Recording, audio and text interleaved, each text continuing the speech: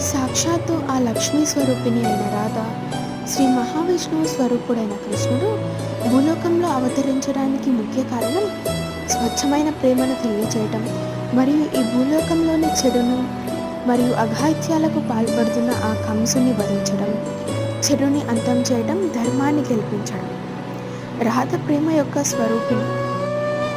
శ్రీరామ యొక్క శాపంతో రాధ కృష్ణుడి స్మరణలు అన్నీ మర్చిపోయి ఈ భూలోకంలో జన్మించినప్పటికీ ఆ నీలిమేఘ శ్యాముడు రాధను మరీ తిరిగి ప్రేమించి తనవాడయ్యాడు.